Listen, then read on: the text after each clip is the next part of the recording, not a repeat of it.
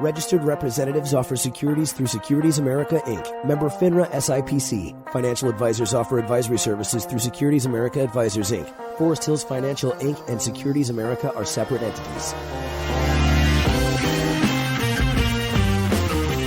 This is the Keeping Your Money Show with Jamie Westenbarger and Bart Steinler.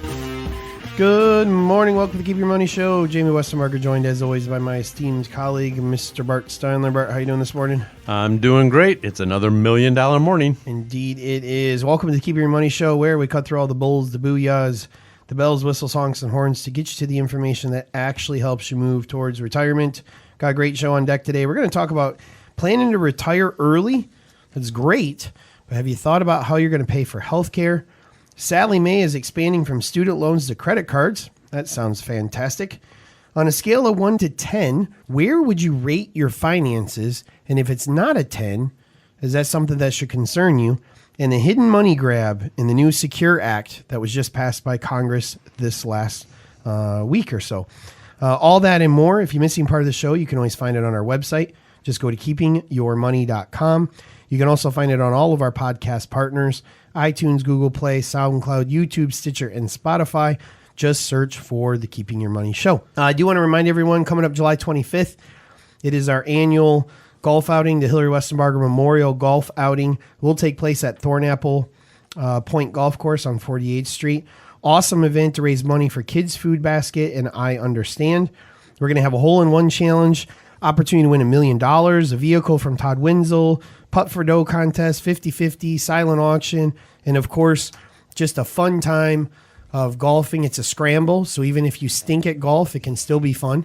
If you want to register a team or just register yourself, we'll be happy to put you with a team. There are also some sponsorship opportunities still available. For more information, go to keepingyourmoney.com and let us know if you need any more info on it or you'd like to register. We'll have online registration available here in another week or so. But in the meantime, feel free to give us a call, 888-98-MONEY. That's 888-986-6639. And if you do win that $1 million, keep us in mind, okay? We know somebody who could help you with it. That's right. Don't blow it all at once. That $1 million will be paid out at $2 a month for the rest of your foreseeable family's lives. No, just kidding. It's a real $1 million. That would be really cool, though, if somebody won that. I mean, we have it insured, so I don't care. Right. I hope you do win. Yeah, I think it would be great. It would be awesome. Because I think attendance at our outing would grow from there. Absolutely, absolutely. Off topic here, but the St. Louis Blues won the Stanley Cup, and right. I guess they were pretty much long shots at the beginning of the season. Yes, they were. And a guy bought a $400 bet on if they would win the Stanley Cup, and it ended up paying over $100,000. Wow. Yeah. And so I just... Was he a homer? Was he from St. Louis? Like he was just hoping for the best? I think so. That's pretty amazing. Absolutely positive about that. That is not good financial advice, by the way. Do not bet on the long shots. No. Do not bet at all, but... Yeah. But I'm just wondering, like say you're a 45-year-old guy and that happened to you and you're, haven't done a terrible job, but also you haven't done a really great job of setting money aside for retirement. How much of that would you say you'd put away for retirement, and how much of it would you say you would reward yourself and do something fun with? Well, I would say if I've done a really poor job of putting away for retirement. I'm saying the guy did average. Average, okay. Well, I mean, you've got to consider your thought process was you were never going to win that, right? I mean, that was literally probably he was in Vegas with his friends one weekend and said, shoot, who knows, Right. So based on that alone, I would think, I would probably have a good chunk of that and have some fun, but I would have to take at least half of that and contribute that to some type of long-term planning because I'll have a lot more fun later on. Right. Well, and things like that are not going to happen every day. So it's like, sometimes you get a windfall like that once in your lifetime and it never happens again. A lot of people never get a windfall like that. Yeah, I saw a guy won the scratch off in Newego. Did you see that the other day? No. He had $2 million on a $20 scratch off. No kidding. He was stuck in traffic and bored. So he pulled into a gas station and bought a scratch off and won $2 million. It's pretty cool. The bright side of orange cones. Yep. I was happy to see that the first thing he listed that he wanted to do with it was to better plan for his retirement. So That was great. I think his cash out option after taxes was $1.2 million. That's a pretty good chunk. That's decent. That yeah. definitely moves you in the right direction. I think I'd build my own home so I don't have to refigure how to get home every day because of all the traffic construction. Is that what you do? Yeah. That's what you do with the money. I'd build my own Build private your own- road to get your home. own private road. I don't Yes. think. I Yes. don't know if long term that would work out great. Yesterday was a disaster trying to get home. Yeah, boy, traffic is definitely a constant right now. That is for sure. If you don't know what highways are closed down, good bet that it just is. Yeah. That seems to be the case. I've had to reconfigure my route so many different times this summer. Yeah, but speaking of if you ran into a windfall, or maybe you've just done a really good job planning, so you're kind of buying into this idea that, hey, I'm going to retire early. We're seeing a lot of people that are saying, I'm going to set aside half my income. I'm going to do this kind of gig economy where maybe I do Uber on the weekend, or I do some kind of thing online where I'm making extra money. And my whole goal is to retire as early as possible. There's kind of a movement on that called FIRE that's been kind of catching on. But really, even if you're not necessarily Catching on fire? yeah, that's funny. That was totally unintentional.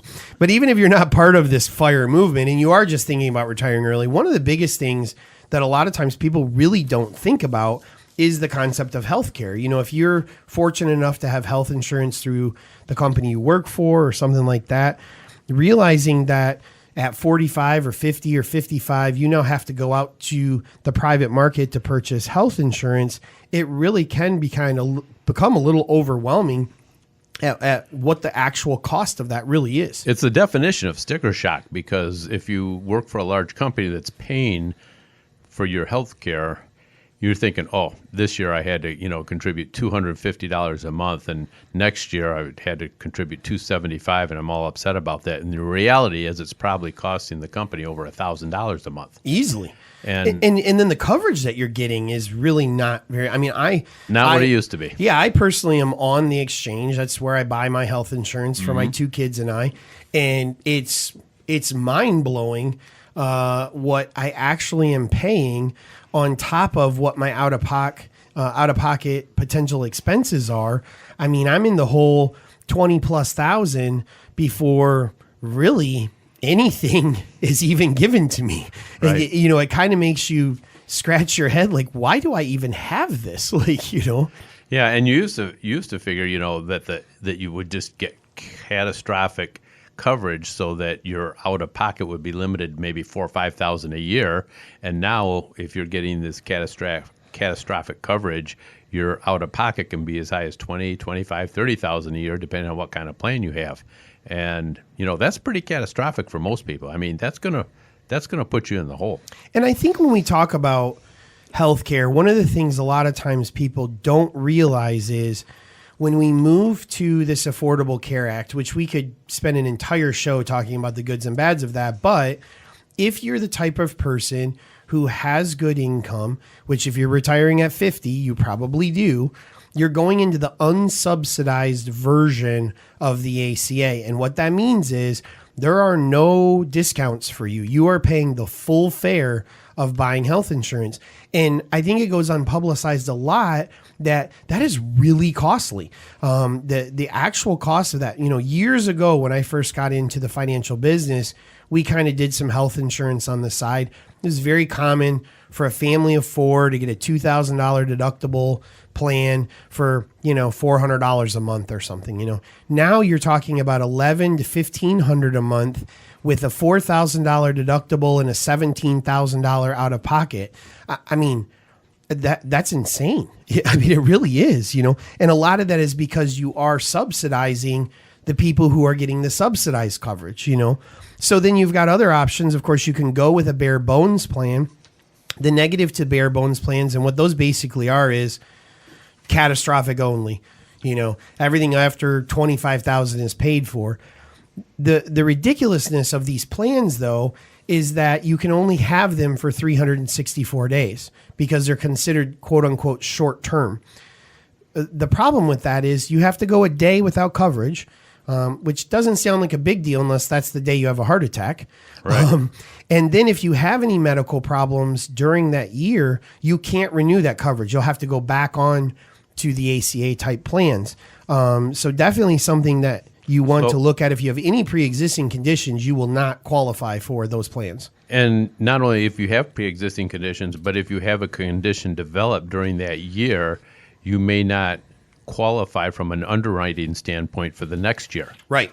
So it's, you save a lot of money for that 1 year, but you certainly are taking on a lot of risk. Right. And another thing, it used to be that COBRA was something you avoided like the plague because it was so expensive. COBRA, of course, the benefits that are available when you leave a job, usually for up to 18 months. Honestly, in many instances, people are finding that COBRA is a better option for them to stay on as long as they possibly can because it ends up being less expensive. You can also look at health sharing plans, which is kind of a new arena the last few years. Generally, these are faith-based programs. So whatever faith you prescribe to, there's probably a health share program out there available. That deals more with kind of the group mentality of everyone's contributing to this fund, and then that fund pays for your major medical expenses. But it does kind of require that you're part of a faith as well. And one other thing about the faith-based healthcare sharing programs is a lot of times the underwriting is going to be very strict. So if you are, say, you had a history of having a drug problem, or you've had a history of having an alcohol problem, or if you're, don't have good healthy living habits and things like that, the underwriting will not allow you to join a lot of those programs. Or even if you have a problem after you've joined. Many of them exclude treatment for drug addiction. They exclude out of wedlock pregnancies, things of that nature. So you definitely want to look at the provisions of the plan to make sure you might not fall into a trap where it doesn't cover what you were hoping it to. Now, the other thing that a lot of people are starting to resort to is looking at part-time employment. So you may retire from that job you're putting 60 hours a week into now, but you may find something of a part-time nature because a lot of part-time jobs now, in order to attract good employees, are offering benefits. Many national companies are offering benefits for workers who work as little as 15 hours a week. So something that you definitely might want to consider. And then the weirdest one that is starting to gain some traction is the idea of medical tourism. And the idea being you need a surgery. Just so happens, Argentina does that surgery for a lot less than they do it in Grand Rapids, Michigan. People are finding that maybe it makes sense to make those trips. I'm not recommending that because I don't know enough about it to tell you whether it's a good idea or not. Maybe we'll get a doctor on to talk about whether that makes sense or not. Yeah. But it is something that people are definitely starting to look more into. Regardless of what you do, if you're looking at retiring early, you must consider the cost of health insurance and medical care until you qualify for Medicare, because it is going to be a significant expense for you. 2 quick points. If you're thinking about a part-time job, even if the part-time job does not offer any sort of medical health insurance, you could use the money you make on the part-time job to buy your health insurance. True. And the other thing is, when you're doing this figuring out of what it's going to cost, you better put an inflation rate of about 5 to 7% per year in there. Particularly if you're, 5 to 10 years away from retirement instead of 2 or 3 years away from retirement, because whatever it costs you now is definitely cost more. It is very likely going to go up every year. And as we've talked about in the past, this is a great place where HSA dollars that you've saved over the years and not spent can be utilized to pay some of these premiums and out of pocket expenses as well. All right, coming up, we're going to talk about Sallie Mae. That used to be program sponsored by the government is now going to offer all those kids who owe them hundreds of thousands of dollars in student loans credit cards. Sounds like a great idea right here on the Keeping Your Money Show.